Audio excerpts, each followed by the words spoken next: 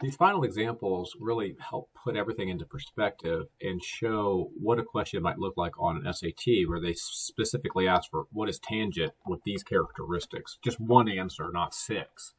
Um, and so I like to play this little game called In What Quadrant is Theta to first determine which of the bow tie angles they're referring to, because if they don't give us a point, we don't necessarily know because there could be two. Let me explain what I mean. So that mnemonic device where we used all students take calculus is extremely useful for trying to figure out where they're talking about the standard position is for their problem. Now keep in mind in this problem it says that sine is greater than zero, and this is the SAT or AP way of saying positive, right? It's greater than zero. And so that would be right now these two quadrants because all things are positive here and only sine is positive here. Now to figure out the second part, where is tangent less than zero or negative, I would get rid of this one because tangent's positive there, all things are. So the only one left over is quadrant two. And another way to explain that is in quadrant two, if sine is positive, both cosine and tangent are negative. Now, you wouldn't really need to worry about additional ones because some students will say, what about secant and cosecant? Well, in order to do those, you still use all students take calculus. But for secant, you would just think about cosine. So this is where secant would be positive, where everything, all trig functions are, and where cosine is, because secant is the reciprocal of cosine.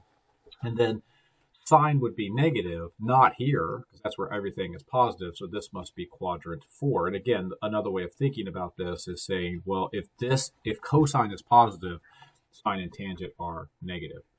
The last one we have here is just a slightly different spin on that, where they tell you tangent's negative, but then they also give you, going back to the beginning, they go back to, can you label the axis and figure out what this part is talking about?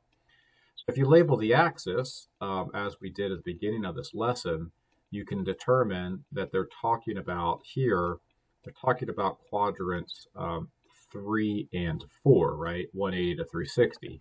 And then once you do that, if you fill in the all students take calculus, well, it can't be here because tangent is positive there. It needs tangent to be negative, so that again would be quadrant 4. And another way to check it would be to say to yourself that, cosine is positive, so tangent and sine are negative, which is what they wanted. All right, now let's actually do this to do an actual problem.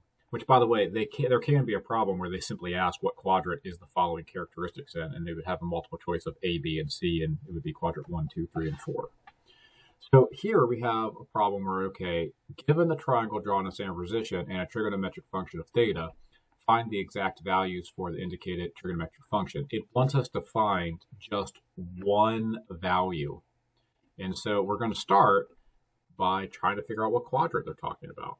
Right? So we're going to start by saying, okay, all students take calculus. Okay, they tell us that cosine is negative. Do you see how they do that very subtly here? It's not overt. It's kind of subtle that it's negative. And so we look at it and we just play the same game. Well, if cosine's negative, then it's got to be not here, right? It's not going to be here or it's not going to be here. So we're down to these two quadrants. And then it gives us one more piece of information that theta is between 0 and pi. So if I label the axis, 0 degrees, it would be radians this time, so 0 radians, and then pi over 2 radians, and then pi, then we can figure out that, okay, we need to draw this in this quadrant. And then you want to make sure that when you draw it, right, we're talking about cosine, so we're going to draw the correct standard position bow tie angle. We want to remember that cosine is actually, remember alphabetical order, x over r. And r has got to be positive. So that means that this has to be 2 and this has to be -1. So once you figure out where theta is, all of the information should make sense. And now we're actually ready to answer the actual question, which is what is tangent? Remember that tangent, in this case, is going to be y over x. And so I have x, but I need y. So I'm going to use, to do that, I'm going to be using the Pythagorean theorem in the algebraic trigonometric way, where I say x squared plus y squared is equal to r squared, and I need to solve for the missing portion, which is y. And that's why this is so much more useful in an algebra world. The x is -1, the y is what I want, the r is 2, so I get 1 plus y squared is equal to 4, y squared is equal to 3, so y is equal to the square root of 3. And now I'm finally, after all that work, I'm finally ready to answer the question. Tangent of theta, which is the exact value they wanted, is going to be equal to the square root of 3 over -1, or reduced version is the square root of negative square root of 3. So you can see that problem, it really kind of encompasses everything we learned in this little first part of the unit, which is standard form and labeling axis and finding sine and cosine. It goes all the way back to the beginning. Well, let's do one more of those because they're interesting, and you do a lot of work just to find one little answer. All right, so let's do one more of those. So example 2 here, what they gave us is they told us that sine, we want to find sine. They told us that tangent is 6. Keep in mind that's really 6 over 1, and keep in mind that this is really y over x, right? It's very important to be able to write that down.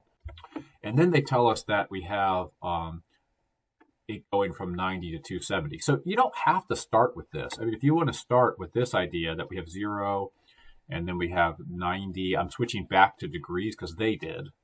If they gave me anything else, then I would, if I gave me radians, I would use radians. All right, so in this case, I'm using degrees. And if I want to start by saying they're telling me here, right, they're telling me that much of the unit circle, then start with that if that makes more sense.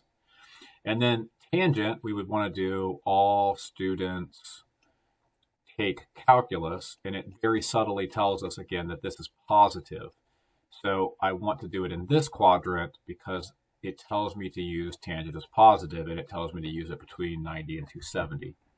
All right, so now that I also know that 6 is really 6 over 1, I know that the y is the 6, okay, and the 1 is the x. I want you to just stare at that and think to yourself, is something wrong with the way that it's labeled? The answer is super subtle.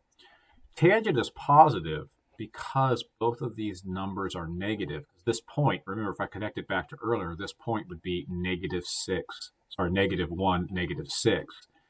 Not drawn to scale, obviously. So keep in mind that if you have tangent that's positive, it could be constructed of 2 negative numbers. All right, so once I know that, I need to find the hypotenuse. This is going to happen all the time where you actually have to do the problem. It wants me to find sine. I have to stop and do x squared plus y squared is equal to r squared, which in this case, x is -1 and y is -6, and that's equal to r squared. And so I get 1 plus 36 is equal to r squared, so 37 is equal to r squared. And I lucked out. I did not have to break that down. I just get the square root of 37. And so to do the final problem, what is sine of theta? Sine is, remember, alphabetical order. Sine is y over r. So sine would be -6 over the square root of 37, which needs to be rationalized to get the right answer on a SAT or a calculus test or on my test. We would rationalize that, and we figure out that sine of theta, the exact value they wanted, is -6 square root of 37 over 37.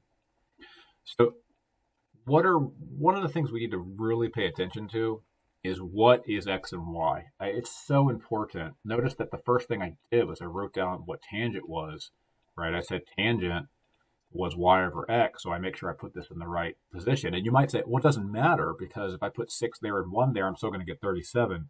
It will matter when you do sine, because sine is y, and if I put it backwards, I'm going to actually get cosine. So make sure you're labeling everything.